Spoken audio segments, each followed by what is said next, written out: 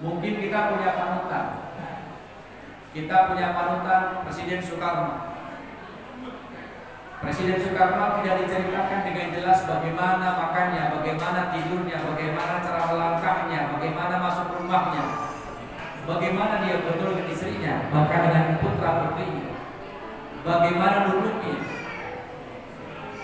Orang besar luar biasa, tapi tidak dicatatkan dalam memoarnya dengan lengkap dan jelas seperti Rasulullah Muhammad SAW.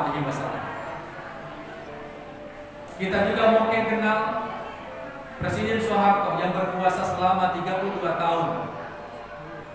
Tapi tidak ada cerita bagaimana dia tidurnya, memulai tidur dan ketika bangun tidur dan ketika tidurnya.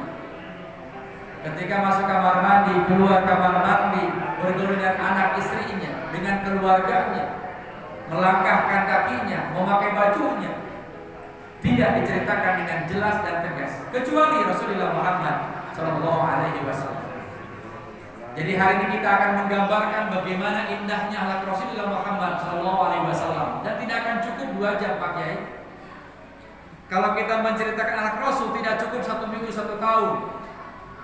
Kenapa? Saking lengkapnya kehidupan Rasulullah Muhammad SAW. Maka mudah-mudahan lewat peringatan ini kita diingatkan sebuah hal yang sangat fundamental tentang pemahaman agama yang kita anut hari ini. Rasul Muhammad semua perbuatannya contoh buat kita, dan diceritakan dengan kisah-kisah yang hebat luar biasa. Ada di kitab Ad-Dibai yang tadi dibaca oleh guru kita, ada Adiyah Ulami, ada Berjanji Nadhar, Berjanji Nasar, ada Maulid Ajab dan seterusnya. Itu menceritakan kisah Rasulullah SAW, diceritakan kepada anak dan cucu kita. Rasul Bapak, Rasul Bapak. Jangankan bagaimana cara memimpin, meludahnya contoh buat kita dan dituliskan dengan lengkap. Hidup Pak. Rasul meludah nggak pernah ke samping kanan Pak, nggak pernah ke depan, nggak pernah ke atas. Rasul meludah ke samping kiri. Kalau kita umatnya meludah ke mana? Udah masa kayaknya ke kadang-kadang ke kanan, ke harut. Tapi kalau misalnya kita benci sama tetangga, itu meludah, bunyinya panjang. Kenapa? Keluar ke tetangga. Rasul meludah tidak pernah ke samping kanan, ke depan. Rasul meludah ke samping kiri. Ini filosofi Nabi Idris, bikin kata itu buat ludah, bukan buat HP, bukan buat duit. Ini buat ludah. Kalau kita misalnya ketika sholat ludah banyak, diomong, ditelan, giruk atau diludahi ke depan, lagi sholat, pelan-pelan ludahnya, jangan bersuara. Kenapa? Khawatir batas sholatnya. Kalaupun di samping, apa merasakan baunya beda? Salah kita makan jengkol sama petek. Ludahin pelan-pelan. Najis? Enggak. Kata siapa udah najis? Ludahin. Filosofi Nabi Idris ini bikin kantong buat ludah, bukan buat duit. Dulu kan ada tampolong, ini tampolong nih buat ludah. Rasul meludahnya contoh buat kita. Apalagi berumah tangga. Rasul Pak kalau ngobrol sama istrinya nggak pernah suara Rasul lebih tinggi daripada suara istrinya. Istrinya pun sama, suara istri tidak lebih tinggi daripada suara Rasulullah SAW. Bayangkan sama kita bagaimana cara Rasul ngobrol kalau mereka suara tidak lebih tinggi masing-masing. Maka di Quran ada istilah ropas. Apa itu ropas? Ngomong mesra di tempat tidur itu ropas. Kata suaminya, ini punya capa, punya AA. Ini punya capa, punya AA. Ini punya capa, punya AA. Ngomong mesra di tempat tidur namanya ropas. Maka dalam haji nggak boleh ropas. Ngomong jorok nggak boleh ketika haji, sudah ihram. Di tempat tidur bolehnya. Di surah Al-Baqarah ketika puasa, siang nggak boleh, malam ropas boleh. Ropas boleh kalau malam. Rasul kalau ngobrol dengan istrinya tidak pernah suaranya lebih tinggi daripada suara istrinya. Istrinya pun sama, tidak pernah lebih tinggi daripada Rasulullah. Istri kita gimana? Udah masih kerowokan di bapak si kante. Bahkan kalau suami nanyain piring, diunjukin bukan pakai jari, pakai jempol lain, pakai mulut. Mama, piring mana? No. Ringkok? No. Gelas? No. Diunjukin bukan pakai jari, tapi apa? Pakai mulut. Kurang ajar sih teman. Rasul tidak pernah bersuara lebih lantang daripada suara istrinya. Kenapa? Sudah mendapati sakinah, mawaddah, warahmah dalam keluarga yang dialami. Makanya nih Pak, saya kasih clue. Saya kasih kunci. Nih ibunya dengerin. Dia rumah tangganya nggak pernah ribut. Wah, orang teh kadang-kadang ribut cek pemajikan. Oh, ke bawa-bawa. Kata istrinya, dasar lo kayak lu. Kata suaminya, lu kayak nenek lu. Laki di mana nih? Di mana nih Semarang? Ke bawah ke siapa? Kalau sudah rumah tangga sakinah, nggak usah teriak-teriak minta sesuatu, cukup dehem. Bu, kalau besok suami dehem di dapur pengen makan tandanya. Di dapur suami dehem, siapin piring, siapin nasinya. Kalau bisa suapin sama ibu ketika suami makan. Itulah jihad perempuan di rumah tangga. Makanya perempuan tidak ada kewajiban perang, tidak ada kewajiban jihad perempuan. Kenapa? Setiap perlakuan rumah tangganya itulah jihad. Jadi kalau suami pengen makan cukup dehem di dapur. Apa? Kalau suami dehem di tengah rumah pengen ngopi, bapak dehem di tengah rumah. Apa? Ibu siapin gula kopi ciduhan ke ibu. Diciduk ke ibu. Kopi liong disiapin. Gak ada kopinya, habis. Utang ke tetangga nggak dikasih, udah 2 bulan jadi bayar. Ke dapur, saya ngongengin kerok, saya. Kalau beda rasa nanti lebaran minta maaf sama suami. Kalau suami dehem di depan rumah, intip sama ibu bahaya itu Pak. Kenapa? Ada janda cantik lewat depan rumah. Ada jamur 2, janda muda beranak 2. Ada jamur, janda di bawah umur. Intip sama ibu bahaya.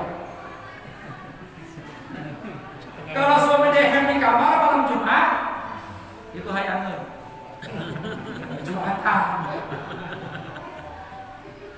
Rumah tangga Rasul contoh buat kita. Rumah tangga Rasul contoh buat kita. Kalau kita ceritakan kisah Rasul bagaimana berakhlak, berbuat dan bertingkah laku, tidak akan pernah cukup kita menceritakan pada 1 hari, 1 minggu, 1 bulan. Ada air.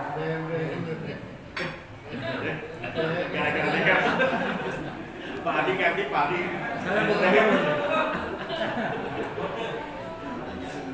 Aus juga Pak. Dasar dehem.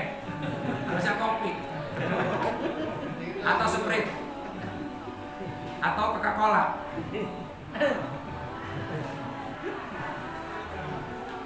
Air mentah ini. Enakan nggak pakai speaker ya? Dulu Pak Jampa Iswara jadi wali kota Pak, Kang. Dulu setiap anak pintar dipanggil ke balai kota.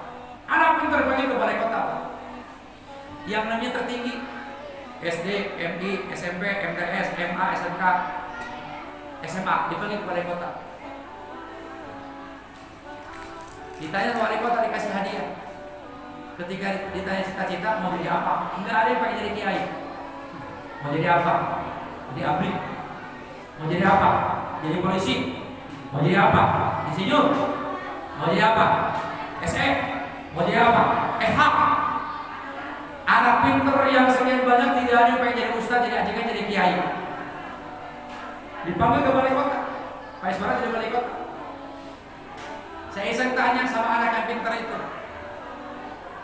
Ada yang cakep, ada yang cantik. Kenapa tidak pengen jadi ustaz, jadi kiai, jadi ajengan? Kenapa?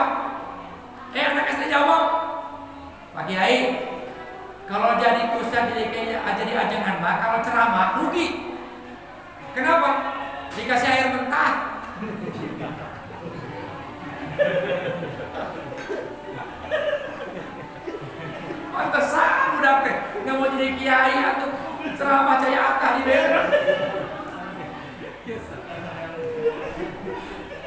Itu mah bercanda. Jangan dianggap bercanda. Jangan dianggap bercanda. Beneran. Ya. Rasul setiap kehidupan yang contoh bagi kita. Bagaimana Rasul minum? Rasul minum, Pak, kata Rasul, fala yatanafas fil ina. Jangan bernapas di tempat minumnya. Begini cara Rasul minum.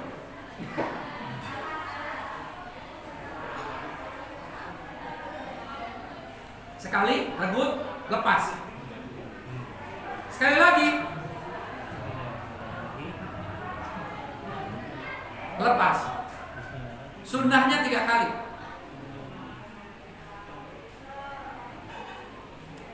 Hilang hausnya. Rasul minum selalu sambil jongkok atau duduk. Tidak pernah sambil berdiri.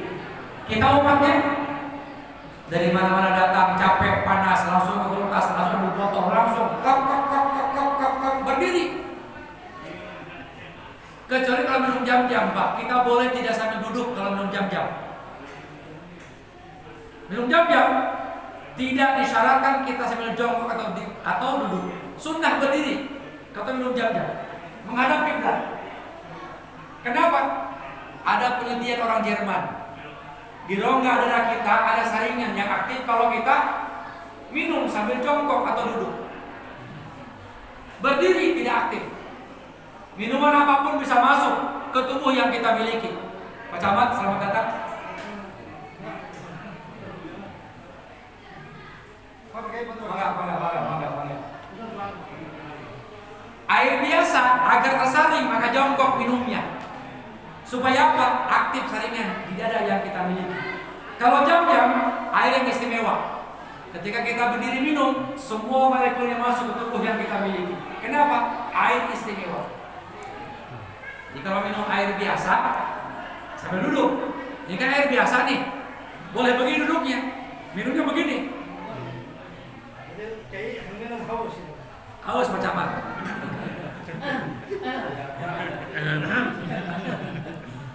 Dehem, jadi kalau minum dehem cukup, Pak. Dulu mana? Setiap perbuatan Rasul contoh buat kita. Apapun perbuatannya, Rasul melangkah dari mana-mana, awalkan dengan kaki yang kanan. Kita pakai baju, awalkan dengan yang kanan. Bahkan para guru besar dari sana, kalau kita Islam dulu, baru belajar. Dia enggak, dia Islam pelajari. Kemudian dia masuk Islam. Ketika ditanya, wahai Prof, apa yang menjadi dasar profesor masuk Islam? Apa alasannya? Kata dia, alasannya 3. Yang pertama, dalam Islam setiap perbuatannya ada hubungan dengan Allah. Pakai baju, baca doa. Apa doanya? Doa pakai baju apa?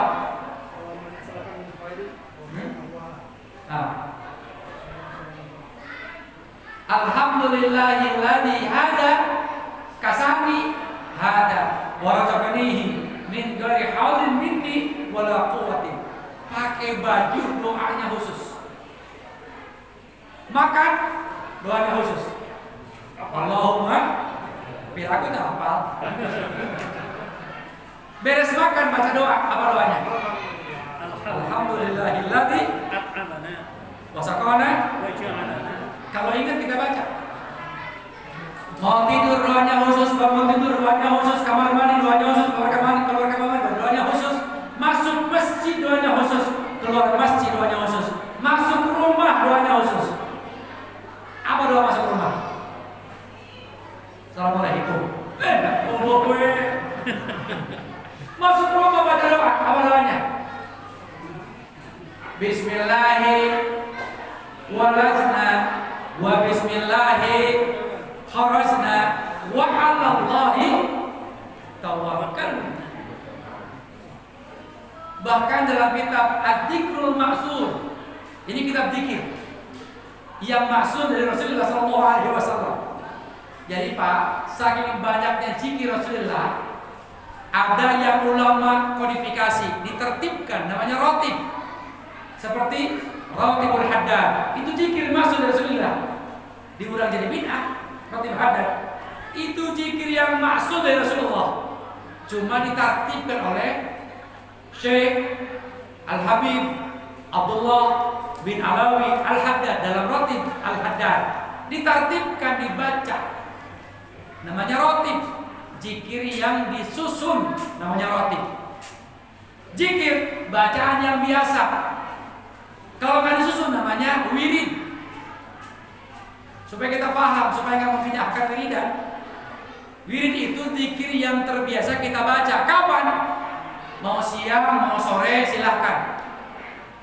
Syekh Hasan Al-Banna, pendiri Ikhwanul Muslimin, dia pun membuat doa untuk masyarakat umat pengikutnya.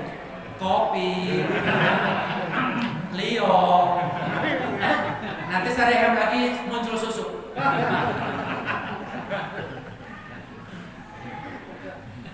Muncul susu, nanti dehem lagi. Syekh Hasan Al-Banna membuat namanya Masyurah, zikir pagi dan petang. Sahih dari Rasul itu zikirnya. Rasul petang membaca ini, siang membaca ini. Kenapa? Bibi Rasul tidak pernah berhenti berzikir.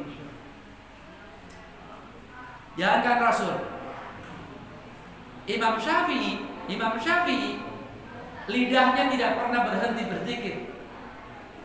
Bahkan pernah ketika dia merapikan kumis, itu tidak pernah berhenti bibirnya bergerak. Kata tukang cukur, ya Syekh, berhenti dulu zikirnya biar aku bisa merapikan ini kumis. Kata Imam Syafi'i, daripada kau berhenti berzikir, lebih baik engkau lukai saja bibirku hari ini. Kenapa? Saking tidak maunya dia berhenti berzikir kepada Allah.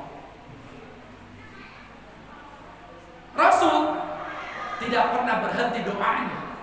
Makanya kata profesor tadi, kenapa kamu masuk Islam? Dalam Islam setiap perbuatannya ada hubungan dengan Allah. Kalau nanti Bapak tugas keluar kota ke tempat-tempat serem, ada doanya Pak. Ke hutan ada doanya itu. Apa doanya?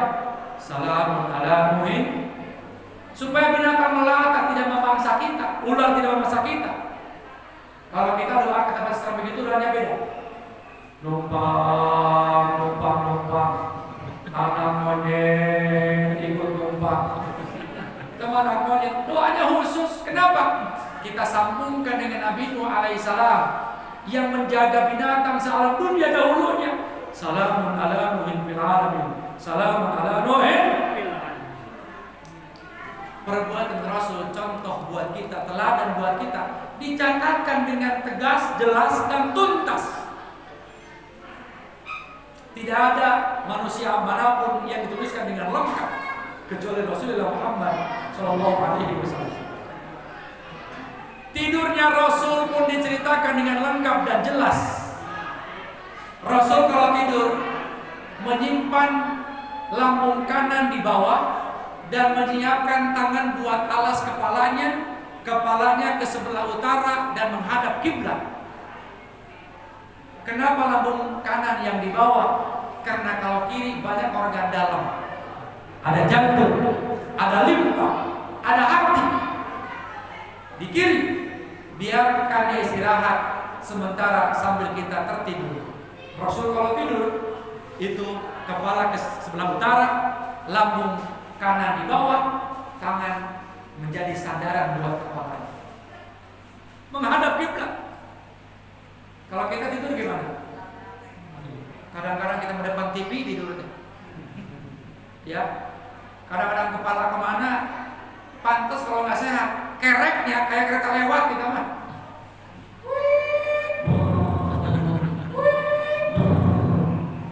Kenapa? Karena tanpa doa ketika memulai tidurnya. Rasul Pak setiap mau tidur itu sering meruqyah dirinya. Dia baca Al-Ikhlas 3 kali. Beliau baca Mu'awwijatain 3 kali. Dia tiupkan telapak tangannya, kemudian diusapkan ke sekujur tubuhnya. Al-Ikhlas 3 kali. Qul huwallahu ahad 3 kali. Mau nyitain, qul a'udzu birabbil falaq 3 kali. Qul a'udzu birabbin nas 3 kali. Dia tiupkan. Usapkan ke semua tubuh yang Rasul miliki. Itu Rasul. Kita kadang-kadang lupa sekedar membaca itu mau tidur. Pantas kalau ketika tidurnya mimpinya macam-macam. Mimpi diudah-udahi lah, mimpi macam-macam lah. Rasul tidurnya pun tertib. Contoh buat kita. Tidak ada seorang pun manusia yang kehidupannya lengkap dituliskan dalam sejarah, dalam hadis, dalam kisah kecuali Rasulullah Muhammad sallallahu alaihi wasallam. Dikit lagi, nanti Pak Camat sambutan.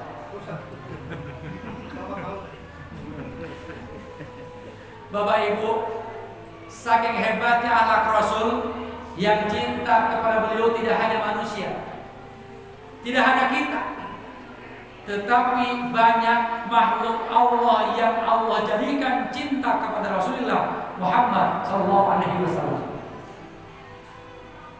Dalam kitab Asyifa fi Ta'rif Al-Bukhari Mustafa ada 2 kisah yang hebat, Pak.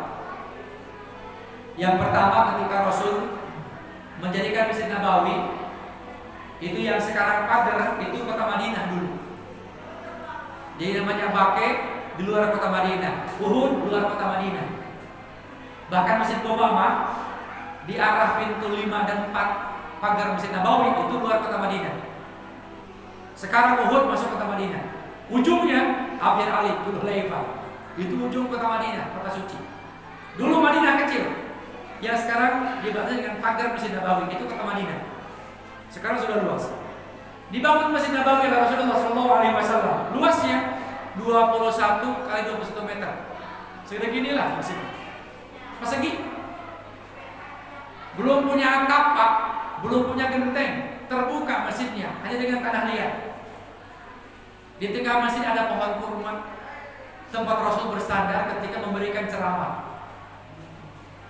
Rasul kalau ceramah itu bersandar di pohon kurma. Berdiri biar masyarakat yang datang melihat wajah Rasulullah SAW. Semakin hari semakin banyak orang yang ikut taklim bersama Rasulullah SAW. Semakin penuh. Sahabat usul, ya Rasul, semakin banyak orang yang taklim bersama kita ya Rasul. Mereka pengen melihat wajah Rasulullah. Bagaimana kalau kita bikin tangga ya Rasul, bikin mimbar? Biar Rasul kalau ngajar ngaji naik ke mimbar, khutbah Rasul naik ke mimbar. Kenapa? Biar warga lihat wajah Rasulullah. Kata Rasul, oke. Maka dibuatlah mimbar. Mimbar Rasulullah SAW yang ada di museum di Mekah. Dibuat mimbar. Maka mimbar di Raudhah ada 3. Ada mimbar Imam Syafi'i, ada mimbar Imam Malik, ada mimbar Utsman bin Affan. Ada 3 mimbar. Mimbarnya naik ke atas. Ketika sudah jadi dipasanglah mimbar buat Rasul ceramah ketika khutbah Jumat. Rasul memberikan taklim kepada masyarakat sahabat. Rasul naik tuh dipakai. Rasul naik. Tiba-tiba ketika Rasul naik ke mimbar terjadi badai pasir di Masjid Nabawi. Gelap gulita, gelap. Tiba-tiba ada suara tangisan, jerit. Balilihan, mereka sedih jeritnya Pak. Rasul turun dari mimbar. Kemudian Rasul mendatangi pohon kurma. Rasul peluk tuh pohon kurma. Ternyata yang nangis itu bukan manusia, bukan sahabat, tapi pohon kurma yang nangis. Saking sedihnya kedengaran oleh orang lain, oleh sahabat. Rasul datang, dipeluk oleh Rasulullah. Rasul ngobrol, berdialog dengan pohon kurma. Hebatnya Rasul, mujizatnya bahasa Rasul dimengerti oleh yang lain. Beda dengan Nabi Sulaiman. Kalau Nabi Sulaiman dia ngomong, orang lain ngerti. Apa binatang ngomong, Nabi Sulaiman paham. Semut ngomong, Sulaiman paham. Burung ngomong, Nabi Sulaiman paham. Yang paham Sulaiman, Nabi Sulaiman. Rasul enggak. Rasul ngomong, yang paham pohon kurma. Kebalikannya. Rasul ngomong sama pohon kurma, oh ya pohon kurma, kenapa kamu nangis? Kok jadi bengeng gitu? Kata pohon kurma, ya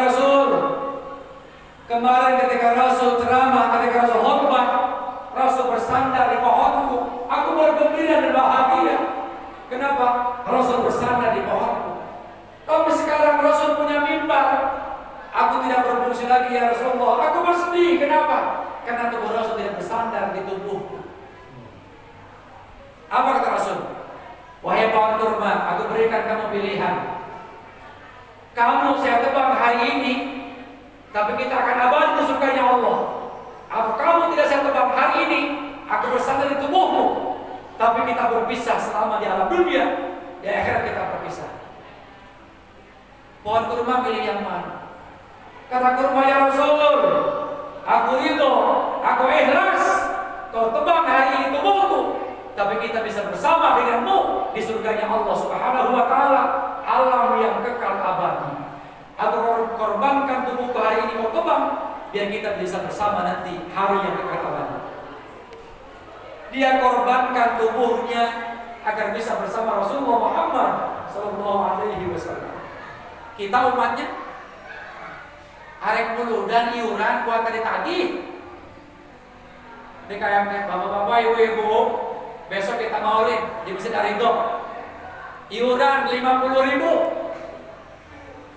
Kata DKM, kata jamaah, mahal banget 50.000.